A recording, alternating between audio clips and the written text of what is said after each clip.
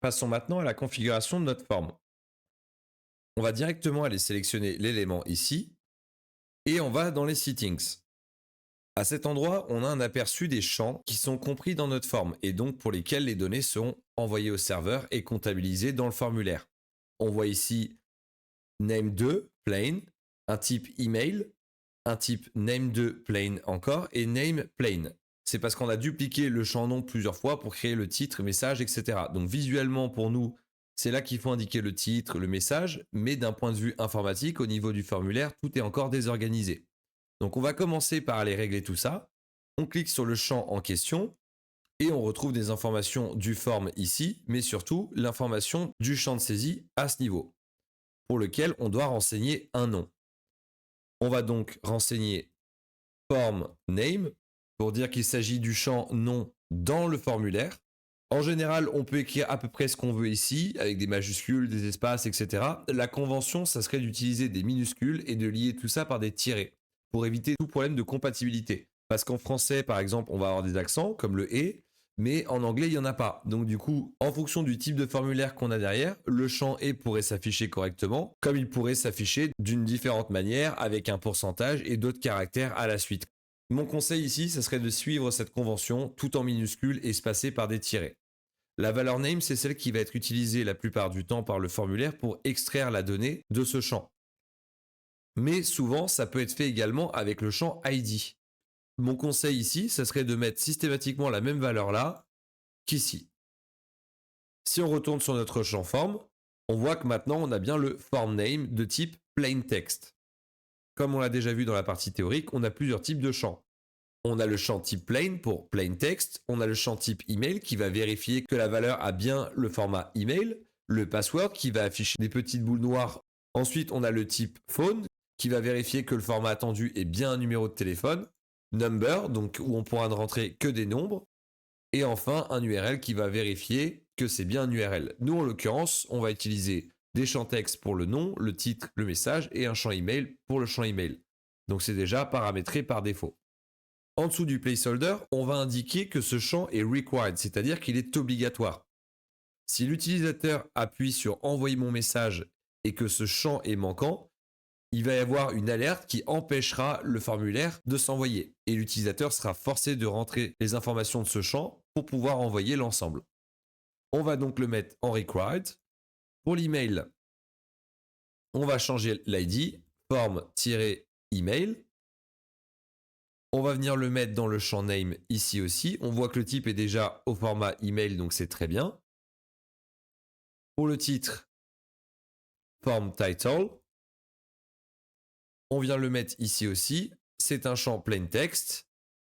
Celui-ci, on pourrait le mettre obligatoire, mais on va le laisser optionnel, car ce qui est le plus important pour nous au final, c'est le message. Et enfin, la partie texte, donc on va mettre form body, pour body, donc le corps du texte. On va remplacer le name. Par défaut, comme juste avant, on voit ici qu'il a renommé par -2. C'est-à-dire qu'il a détecté qu'il y avait déjà un ID sous ce nom-là et qu'il ne veut pas l'écraser, donc il en crée un deuxième. En l'occurrence, on n'a pas de doublon, donc ça doit être une erreur à partir du moment où on a changé la valeur name, donc on vient juste effacer le -2 ici. On va vérifier qu'on n'a pas eu ce problème. En effet, ici sur l'email également, et pour le nom, c'est bon. Et pour finir, le form body est obligatoire. Revenons maintenant au paramétrage du form de manière globale. Pour prendre les paramètres un par un. Donc on a l'ID du form qui permet de l'identifier dans la liste des différents formulaires qu'on pourra voir sur nos différents sites Webflow. Demain, si vous avez plusieurs sites dans votre workspace, il va falloir les identifier, donc leur donner un identifiant unique. Form agence indépendance pour celui-ci. Dans les settings, on voit qu'on a une option Default Form ou Logic. On va laisser sur Default Form, donc c'est un form classique dont on a besoin. Et comme je l'ai expliqué au tout début de cette section sur la création du site internet, la partie Logic de toute manière va disparaître de Webflow dans quelques temps. Le state ici qui nous permet d'afficher les différentes parties en fonction du form de base, lorsque l'envoi a été un succès ou une erreur. Là, si j'appuie sur Success, on voit le message de base qu'il y a dans Success Message. Si j'appuie sur Error, on voit le message qui s'affiche juste en dessous. On va rester sur Normal. Le name, donc il nous a rajouté une partie au début qu'on vient enlever. Voilà. On retrouve les formes qui constituent notre formulaire, donc le nom, l'email, le titre et le body. On peut paramétrer des notifications à l'envoi d'un formulaire. Par défaut, les résultats de formulaire vont se classer dans un tableau automatiquement qui va être accessible dans les paramètres globaux du site sur Webflow. Je vais vous montrer ça un petit peu plus tard.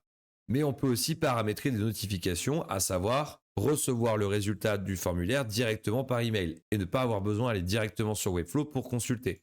On peut ajouter des personnes, donc en l'occurrence les différents membres du site internet ou du workspace. Par exemple, demain, ça pourrait être vous, également le client et d'autres utilisateurs de l'entreprise du client. Là, par défaut, ça met l'utilisateur à l'origine de la création du site internet. Juste en dessous, on peut décider de quelle manière sont envoyées les données. Donc, est-ce qu'elles sont envoyées à Webflow, ce qui est préférable, c'est-à-dire qu'il va les stocker dans un tableau pour extraire les données et on peut paramétrer un envoi par email, dans le même esprit que Form Submission Notification. Si on veut aller plus loin, on peut aussi dire qu'on envoie directement les données sur un autre serveur et que celles-ci ne restent pas forcément sur Webflow. C'est des cas de figure qui sont quand même un peu plus complexes. Pour ça, on va utiliser ce qu'on va appeler des webhooks par exemple, c'est-à-dire qu'on va contacter un serveur directement lorsqu'on a quelque chose à lui envoyer sur un lien en particulier et après ce serveur peut manipuler la donnée comme il le souhaite. Je ne pense pas que vous serez amené à mettre en place un cas de figure pareil à l'avenir, du moins tout de suite. Vous aurez le temps de vraiment vous prendre en main avec l'outil et découvrir ces nouvelles manières de faire si demain vous avez un client qui vous demande une configuration comme celle-ci. On peut également paramétrer une redirection à la soumission du formulaire. Donc par défaut, on a notre message Success Message qui s'affiche et on reste sur la même page. En l'occurrence, c'est un site relativement simple, on n'a pas besoin de quelque chose de plus poussé, mais sur un site plus évolué, on aurait potentiellement besoin de rediriger vers une page en particulier, une page de remerciement où on dit qu'on a bien pris en compte la demande de l'utilisateur, etc., etc. Ou alors tout autre URL externe. L'action ici, c'est dans le même esprit que connexion juste au-dessus, c'est l'URL vers lequel les données vont être envoyées. J'aurais tendance à vous conseiller de ne pas trop toucher cette fonctionnalité-là. Le jour où vous en aurez vraiment besoin, vous le saurez. Et après, pour finir, ici, avec méthode, on retrouve les deux méthodes principales qu'on avait appris dans la section 1 d'introduction sur les concepts du web, à savoir la méthode get et la méthode post. Pour les formulaires comme ça, où on envoie de la donnée, il faut systématiquement qu'on prenne post. Post est une méthode qui est précisément faite pour envoyer la donnée. La méthode get, quant à elle, permet aussi d'envoyer de la donnée, mais pas dans le corps de la requête. Donc les données ne sont pas chiffrées. On peut essentiellement les envoyer dans l'URL, avec différents paramètres et variables qui apparaissent à la suite de l'URL principale du site. Donc c'est pas très pratique quand on souhaite faire passer les informations confidentielles comme un nom, prénom, un email, un numéro de téléphone. Une personne mal intentionnée sur le réseau pourrait visualiser toutes ces données. Alors que si on utilise POST et les méthodes de chiffrement traditionnelles comme le HTTPS, personne ne pourra avoir accès à ces données hormis le serveur qui va recevoir l'intégralité pour le traiter. Donc on utilise surtout GET quand on souhaite interroger un serveur, que ce soit pour afficher une page ou pour demander des données à un serveur en lui donnant des paramètres mais qui ne sont pas confidentiels. Par exemple, récupérer la liste de propriétés en indiquant le nombre que l'on veut ou une liste de références. Dans ce cas de figure, la méthode GET serait adaptée. Pour finir, on a ici les Custom Attributes. Il y a peu de chances au début que vous en ayez besoin, c'est plus si vous faites appel à des librairies externes que vous souhaitez intégrer au site pour avoir par exemple des formulaires beaucoup plus poussés. La documentation de l'outil en question vous demandera certainement d'ajouter des Custom Attributes pour savoir quels champs ils doivent manipuler directement, au-delà de simplement l'ID. Donc on ne va pas en parler dans la formation, c'est quand même un cas de figure qui est beaucoup plus poussé et qui sera beaucoup plus rare. Ça sera certainement vos clients les plus exigeants qui vous demanderont des fonctionnalités spécifiques, ce qui vous mènera à certainement utiliser cette fonctionnalité. Ou tout simplement lorsque vous serez beaucoup plus à l'aise avec la création de sites internet et que par défaut vous fournirez des services beaucoup plus poussés avec des librairies externes. Voilà pour la configuration du form.